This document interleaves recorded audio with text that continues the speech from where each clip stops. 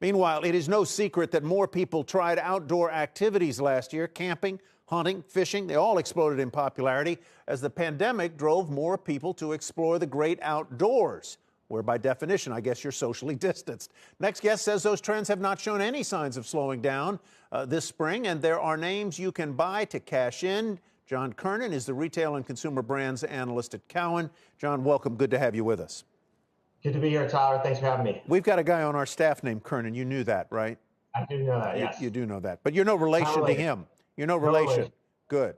All right. Let's get on to, it was no surprise that people looked for outlets. And last year, it was outdoor outlets, camping, fishing, hunting. You think that's going to persist because people like it and because it is accessible and an affordable way to recreate?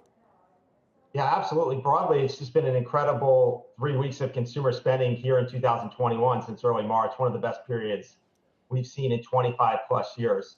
And the installed base of consumers in a lot of these outdoor related activities has grown dramatically. And that has brought implications for brands and retailers servicing those consumers: fishing, hunting, camping, massive growth. So let's look at a couple of names that you like here. One of them is Yeti. I know I have some, it's up 400% since March of 2020. I'm always a little wary of saying, boy, the easy money's been made there. This one can continue, you think? Yeah, this one will continue. This has been a great stock since the IPO in 2018. Finished 2020 with about 1.1 billion in sales. We think there's a path to $2 billion plus. This is a premium positioned brand, making big investments in customer acquisition, digital technology, and supply chain.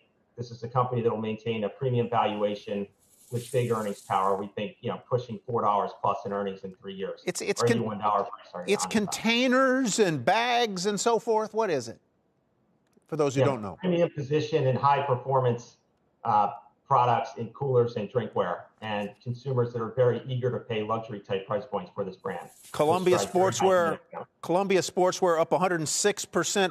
Why do you prefer that one above, say, I don't know, pick your competitor, Under Armour, or who owns, I can't think of the one that used to be VF that owns. VF and Under Armour are good ones too. I think when you look specifically at Columbia, their inventory is in a very good position. Their order book visibility is high. We see upside to consensus expectations into fiscal 22.